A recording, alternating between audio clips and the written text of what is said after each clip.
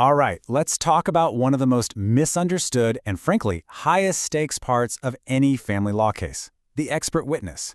Now forget everything you've seen on TV. In the real world, this isn't just about a fancy resume. It's about strategy, it's about persuasion, and ultimately, it's about whether you win or lose in court. And that's really the question, isn't it? An expert can either be the key that unlocks your case, or they can be the one who burns it all to the ground. The line between those two is razor thin. Knowing that difference, that's everything.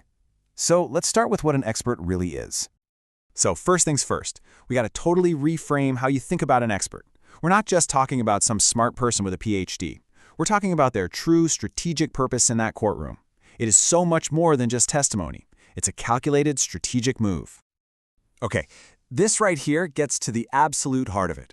See that key phrase, persuasion tool? That's the whole game. An expert isn't there to just list off facts. They're there to translate incredibly complicated stuff, like trauma or financial forensics, into a story the judge can actually understand. In a courtroom filled with emotion and accusations, they provide that crucial anchor of objectivity. You can really think of a powerful expert as your shield. They are there to neutralize a judge's biases, to completely dismantle the story the other side is trying to sell, and to just slice right through all the emotional fog and misinformation. They come in and replace shaky, unreliable testimony with cold, hard data and analysis. They fundamentally change the battlefield. So, if an expert is a tool, well, you need the right tool for the right job. And that means you have to assemble your strategic team, your expert arsenal, where every single specialist has a very specific mission. Let's take a look at who's on that team. And look how specialized these roles are. You don't just get a psychologist. No, you get an expert who can specifically break down high-conflict dynamics for the judge. Worried about deleted messages? A digital forensics expert can literally pull them out of thin air. Financial games being played? A forensic accountant can piece together income from a mess of records.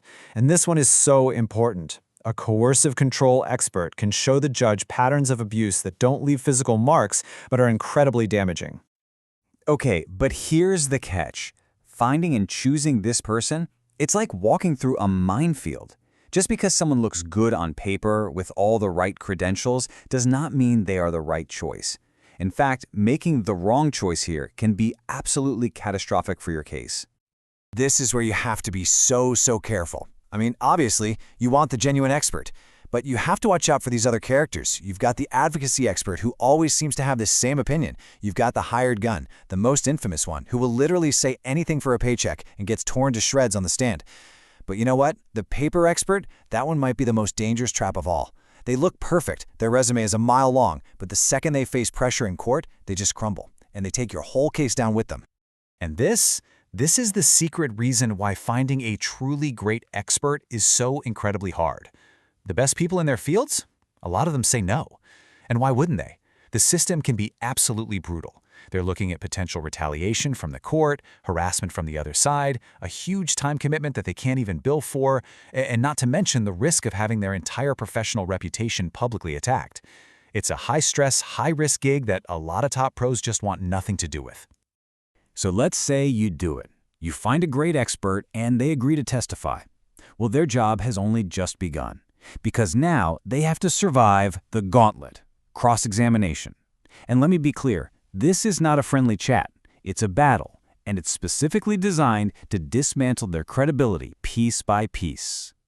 And believe me, there is absolutely a playbook for these attacks. What we're about to go through is basically an insider's guide to how the other lawyer is going to try to take your expert apart on the stand. Okay, attack number one is always qualifications. They'll try to make your expert sound like they just graduated yesterday or suggest their training is totally irrelevant. A really good expert fights this off not by just listing their degrees, but by tying their specific, unique experience directly to the facts of your case.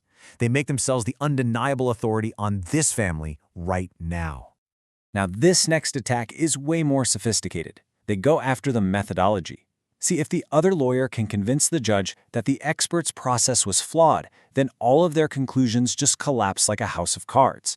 The defense here is all about showing, relentlessly, that they followed industry standards and being able to explain clearly why any missing pieces of information didn't actually change the final result. And then, of course, you have the classic bias attack. The goal here is simple. Paint your expert not as a neutral professional, but as your hired mouthpiece. The defense is all in the prep work, showing that they reviewed all the evidence, the good, the bad, from both sides, and that they formed their opinions independently long before they ever stepped foot in that courtroom. But it's not just about the questions, right? It's psychological warfare. Those long, awkward pauses designed to create anxiety. The aggressive, sarcastic tone to try and get an emotional reaction. Jumping from topic to cause confusion. And of course, the classic yes or no trap. A great expert isn't just prepped on facts, they're trained to handle these maneuvers with total, unshakable calm. Okay, so surviving cross-examination is one massive hurdle.